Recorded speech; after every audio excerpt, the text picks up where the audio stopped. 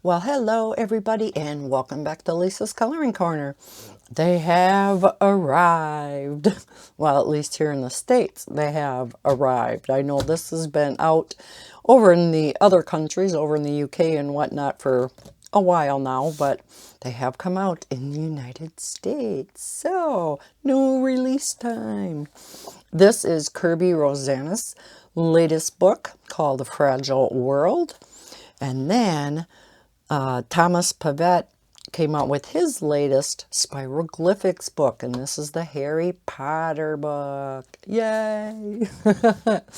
So let's take a look. I know there have been flip-throughs out on YouTube showing this book already, but we're going to have another look at it here. So this is the gorgeous front cover.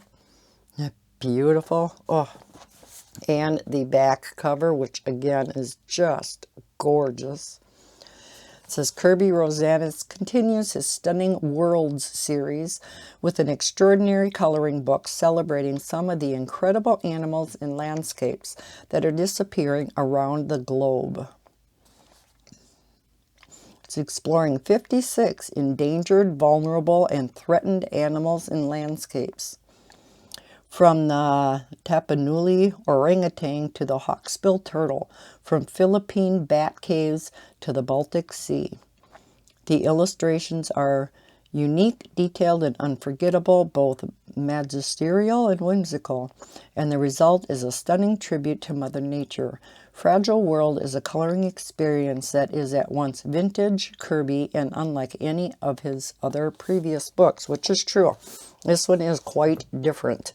Has his same style. I mean, you definitely, if you look at a picture in here, you can tell it's Kerby's work, but yet it is different than his others. So, title page. And again, as usual, it's on his lovely, thick, nice paper. Illustrated by Kerby Rosanes. Nameplate page and a beautiful double page spread that you can color in. Let's move over here so you can see it all right.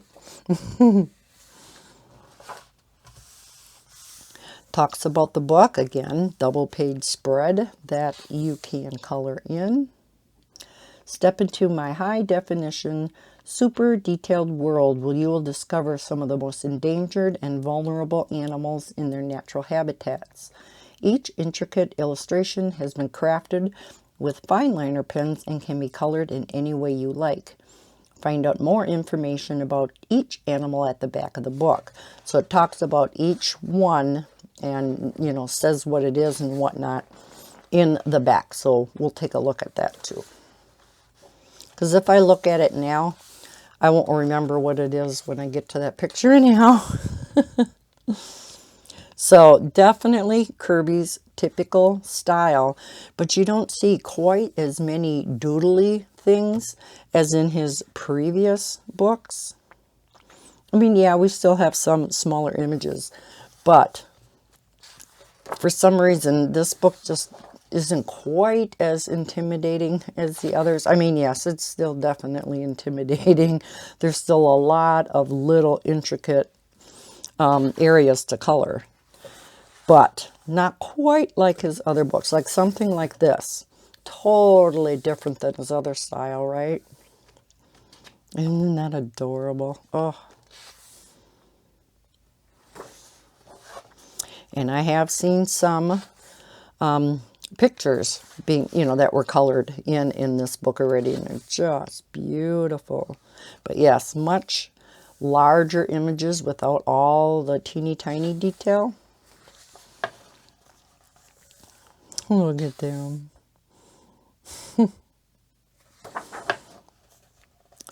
Wow. Now this one has some detail to it. Not quite sure. You'd almost have to put like a base layer maybe of something, watercolor or something, and then go in with pencil maybe. Oh, look at that. Oh, that would be pretty. That would maybe be my first one. Here we have some sharks.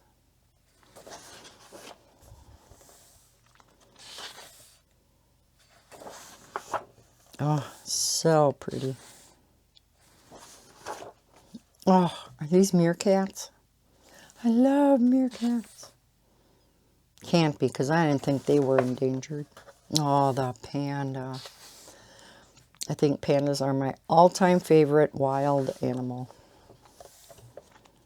Oh, look at another bat. The hippo. Oh, gorgeous. The one problem with his books, especially when they're double-page spreads, is, although, ooh, it does flatten out nice, though. So that's good to know. Sometimes you really have a hard time getting in here, but no, this book flattens out, and this is the first time I've had it open. Look how nice that flattens. Oh, that's awesome. As long as it doesn't fall apart when you do that. But yeah, flattens out completely. Wow. That doesn't always happen in these kinds of books. Oh, for you owl lovers.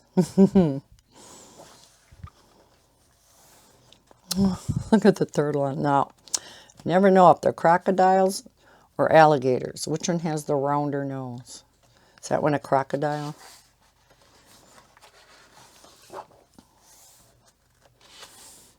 All of our seals. This is different, isn't it? I love it. I think that is so cool. That one, oh, gorgeous. I don't know if I could do that one justice. Oh, so pretty. Like I said, so totally different than his other books, you know. We don't have all the little doodles, but yet the pictures themselves are still stunning. And we still do have some of those with all the doodles. Just not all of them.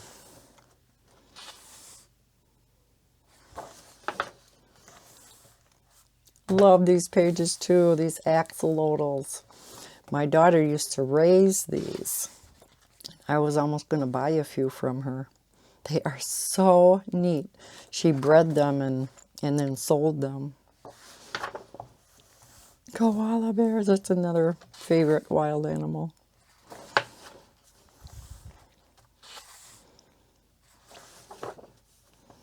Ah, look at, oh.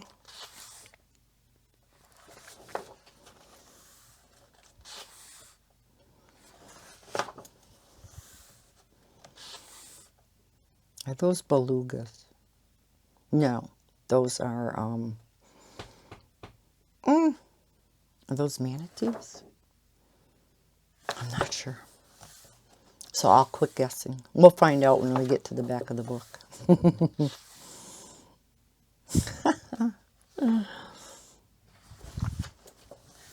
Oh, wow. Hyenas? Yeah, I better just quit saying until we get to the back of the book. Looks like shrews. Here I go again.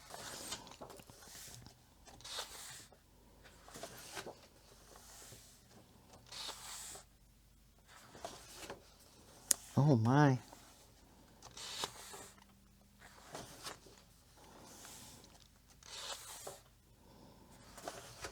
Gosh, what a stunning book.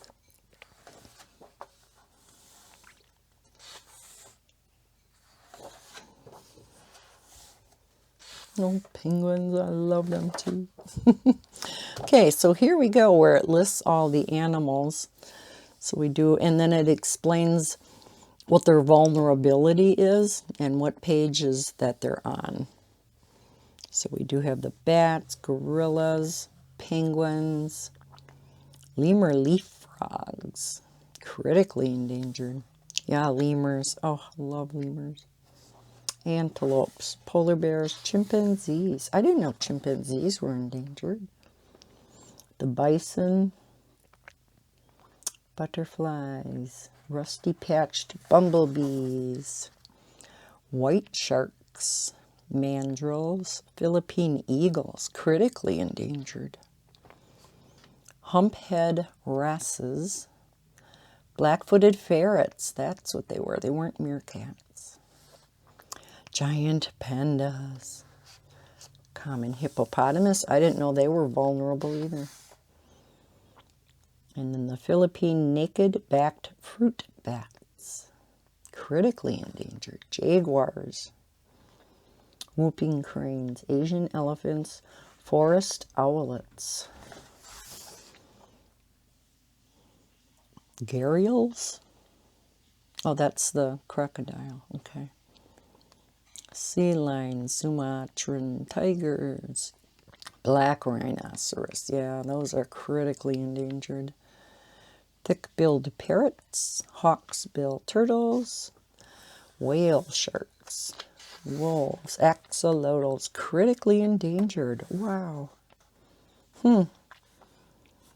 Orangutans, koalas, blue whales, Amur leopards, red pandas. Oh, those are so cute. Don't know how to pronounce that. Addaxes, antelope, dugongs, greater sage grouse, American burying beetles, sea otters, African wild dogs. So they weren't hyenas, they're African wild dogs. Marine iguanas, kangaroo island dunarts, European hamsters, Chinese pangolins, narwhals, Polynesian ground doves, European eels. I thought they were eels.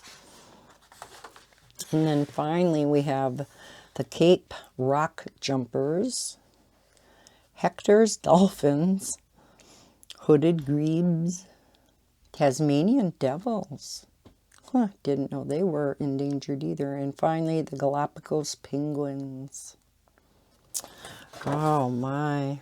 That's really sad, isn't it, that we have so many animals and areas of our world where we're being threatened, you know, with those animals being gone forever. So it's really nice that Kerby came out with a book highlighting, you know, some of these creatures in our world, kind of like Tim Jeffs. Tim Jeffs also has some books out where he, you know, has drawn animals that are endangered also. So, fantastic book. I do want to get at this one, actually, believe it or not.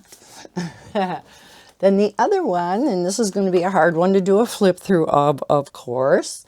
If you're familiar with any of Thomas's other Spiroglyphics, I think this is what, the 5th one now?